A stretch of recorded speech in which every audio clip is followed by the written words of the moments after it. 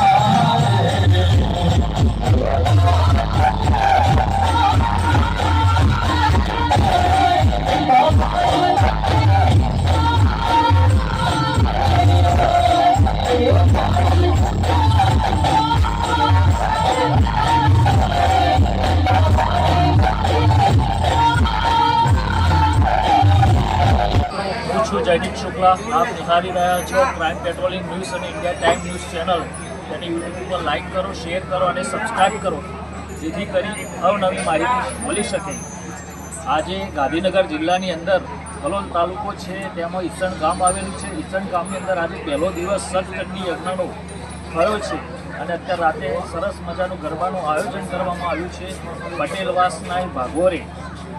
ત્યારે એક મહિલા આર્ટિસ્ટ આપણી જોડે જોડાઈ ગયા છે, અમને ગામ પરથી પ્રોગ્રામ ગરબાની રમઝટ મચાવી છે। તમારું નામ શું છે? તમે આજે સતચંડી યજ્ઞ મહાકાલી માતાનો પહેલો દિવસ સવારે સતચંડી યજ્ઞ થાય છે અને રાતે ગરબાનું આયોજન થાય છે, તો તમે કેવી લાગણી માતાજી ઉપર તમારી આમ દેખાઈ આવે છે? સલામ અનુભૂતિ ફિલિંગ્સ જે થવી જોઈએ એ ફિલિંગ્સ થાય છે। અને બીજું કે તમે આજે પરફોર્મ કરો છો, સ્ટેજનું પરફોર્મ કરો છો, તો કઈ સાલથી તમે સ્ટેજનું પરફોર્મ કરો છો? નાની ઉંમરથી ગાતા હતા કે તમારા ત્યાં કોઈ એવા કોઈ બ્લડ તમારા એવા કોઈ હોય તમારા ઘરની અંદર કોઈ આર્ટિસ્ટ કલાકાર એમની ગુરુ દક્ષિણા છે કે શું શું કઈ રીતનું છે? અને બીજું કે તમે જે આ સ્ટેજ ઉપર પહોંચ્યા કઈ રીતના પહોંચ્યા? કેમ કે કોઈ પણ એવું કંઈક હોય સંઘર્ષ તો હોય, કઈ રીતના સંઘર્ષ હોય? સંઘર્ષ વગર તો આગળ જતું નથી, એના વિશે માહિતી આપો। પહેલાં તો બધાને જય માતાજી। મારું નામ છે રિદ્ધિ વ્યાસ અને હું 2015થી આ સંગીત ગ્રુપ સાથે જોડાયેલું છું અને કહીએ કીધું કે બ્લડ રિલેશન તો ના, મારા ફેમિલીમાં કોઈ જ આ ફિલ્ડમાં નથી. શરૂઆત એવું કહીએ કે મેં જ કરી છે, હું જ પહેલી છું. અને શરૂઆત ક્યાંથી થઈ હતી તો એનો જવાબ છે કે શરૂઆત મારી જ્યારે આપણે સ્કૂલમાં હોઈએ તો સ્કૂલમાં પ્રાર્થનાની બોલાતા મારી સ્કૂલમાંથી મારી સંગીત ફિલ્ડની શરૂઆત થઈ હતી. અને રહી વાત આજના કાર્યક્રમની, તો હું દૈવી શક્તિમાં હું તો બહુ જ માનું છું. તમે કીધું કે અહીંયા એની અનુભૂતિ થતી નથી, તો હા, કે જ્યાં આટલું સરસ મજાનું યજ્ઞ થતું હોય, આટલા ભાવથી આટલા પ્રેમથી ગ્રામજનો એમના ભક્તો જો આટલા દિલથી હવન કરતા હોય તો માતાજીની અનુભૂતિ તો સાક્ષાત થવાની જ છે. અને સ્ટેજ ઉપર ગાતા હોઈએ ને ત્યારે એક દૈવી શક્તિ જ છે કે આપણને અંદરથી તાકાત આપતી હોય છે કે આપણે આટલું સારું પરફોર્મ કરી શકીએ છીએ. તો મને તો આજે અહીંયા બહુ મજા આવી. નિશાન ગામમાં હું બીજી વખત આવી છું આટલું પ્રોગ્રામ કરવા, પણ આવું માકાળીમાંનો આવો સરસ મજાનો અવસર છે. આજે બપોરે યજ્ઞ હતું, આજે પહેલો દિવસ છે અને પહેલા દિવસની શરૂઆત અમારી ટીમ સાથે, મારા સુર સાથે, અમારા માતાજીના ગરબાથી થઈ છે. એનો મને બહુ આનંદ છે, બહુ જ આનંદ આવ્યો. વિદેશમાં કોઈ પ્રોગ્રામ કરેલો નવરાત્રિની અંદર, અને પ્લસ બીજું કે તમારું કોઈ મનગમતું ગીત તમે રજૂ કરો જેથી કરી અમારા દર્શક મિત્રો સાંભળી શકે, જે રીતે થયું હોય. ચોક્કસ. વિદેશમાં હું હમણાં હજુ 15 દિવસ પહેલાં જ અમેરિકાથી આવી. મેં કીધું કે માતાજીના આશીર્વાદથી હમણાં નવરાત્રિના પ્રી-નવરાત્રિ માટે હું અમેરિકામાં હતી અને 15 દિવસ પહેલાં જ હજુ ઇન્ડિયા આવી છું. અને માકાળીમાંનું આવું સાનિધ્ય છે અને માતાજીનો આવો અવસર છે. અને ઇન્સ્ટાગ્રામમાં મારી એક રીલ્સ છે જે લોકોએ બહુ વધારી હતી, તો એ ચોક્કસથી સંભળાઈશ. મહાકાળી અમે તારી રે દયાથી જગે માયું જડા, મહાકાળી અમે તારી રે રજાથી ડગલા માંડેતા, રાખે જે સદાય અમે પરમેર પાવાગઢની મહાકાળી માડી અમે તારી રે રજાથી ડગલા માંડેતા. અને આ ગીતના શબ્દો ખરેખર એવું નથી કે મેં ગાવા માટે ગાયા છે, ખરેખર હું માતાજીની રજા સિવાય કંઈ જ નથી કરતી અને એની રજા લઈને જ દરેક ડગલા ભરું છું. એટલે આ મારો ભાવ છે, મારી ફિલિંગ છે અને એ લોકોએ બહુ વધારી છે. આ સિવાય જે તમે બીજો કોઈ જગ્યાએ પ્રોગ્રામ કરતા હોય એક કલાકાર તરીકે છે ને, અમારા કલાકારને પ્રોગ્રામ ચાલે કોઈ પણ સમાજમાં હોય, કોઈ પણ ગામમાં હોય. કહેવાય છે કે કલાકારનું કોઈ ગામ, કોઈ નાત, કોઈ જાત નથી.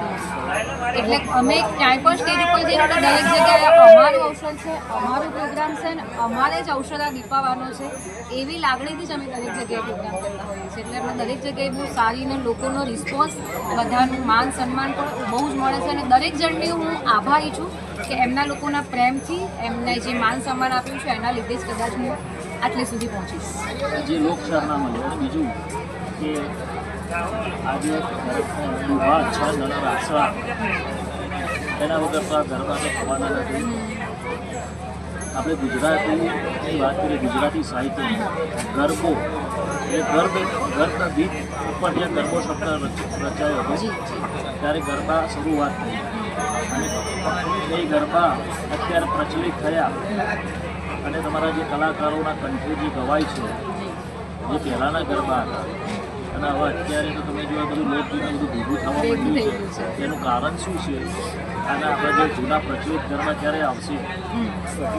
એવું નથી કે પ્રચલિત ગરબા ખોવાઈ જ ગયા છે. હજુ ઘણા કલાકારો એવા છે જેણે જૂના પ્રચલિત ગીતો પકડી રાખ્યા છે. જેમ કે હું મારી જ વાત કરું, તમે અહીંયા કાર્યક્રમમાં હતા તો ઘણા બધા જૂના ગીતો એવા છે જે અમે રોજ ગઈએ જ છીએ કે ના, કારણ કે આપણા જૂના ગીતો, આપણા પ્રચલિત ગીતો આપણે પકડી રાખશું તો આપણી આવનારી પેઢીને એના વિશે ખબર પડશે. અને રહી વાત કે આજકાલ થઈ રહ્યું છે એનું કારણ શું, તો ક્યાંક ને ક્યાંક કહેવાય કે સોશિયલ મીડિયાના સિક્કાની બે બાજુ જોયું છે, પોઝિટિવ અને નેગેટિવ એનો બંને દેખાય છે. એટલે ક્યાંક ને ક્યાંક દેખાદેખીમાં, જલ્દી હાઇલાઇટ થવામાં, જલ્દી ઉપર સુધી પહોંચી જવામાં, જલ્દી આગળ વધવા માટે લોકો અત્યારે ગીતના ઘણા બધા ગીતોનું કે આપણે એનું રિમિક્સ કરી નાખીએ, મેશઅપ કરી નાખીએ કે જેથી કરીને આગળ જલ્દી વધી જઈએ. એવું ક્યાંક ને ક્યાંક અમુક લોકોની મેન્ટાલિટી છે, એટલે એનું કારણ છે કે થોડું ઘણું. પણ હા, જે જૂનું છે એ તો નથી જ ભૂલાવાનું ને રહેવાનું છે. જેને પકડી રાખ્યું છે એને પકડી રાખ્યું. રિયાઝ વગર તો આગળ અવાય સતત કેટલા વર્ષ કેટલા કલાક થયા છે? રિયાઝ એવું છે કે જ્યારે સિઝન હોય ને ત્યારે ટુ બી ઓનેસ્ટ સિઝનમાં અમને ટાઈમ મળતો નથી, પણ હા જ્યારે સિઝન ના હોય ત્યારે ઘરે સવારે 2-3 કલાક જેવું રિયાઝ અમારે થતો હોય છે. બાકી તો સ્ટેજ ઉપર રોજ 4-4, 5-5 કલાકના શો કરીએ એટલે ઓટોમેટિક જ ઘણાને રોજ રિયાઝ થઈ જતો હોય છે. અને જ્યારે ઓફ સિઝન હોય ત્યારે ઘરે 2-3 કલાક રોજના રિયાઝ પાછળ અમારી ચેનલમાં તમારો આભાર, ખૂબ ધન્યવાદ. Thank you. ચેનલને ચોક્કસથી બધા સબસ્ક્રાઈબ કરો, લાઈક કરો. ચેનલ બહુ આગળ વધે એવી પણ થેન્ક યુ.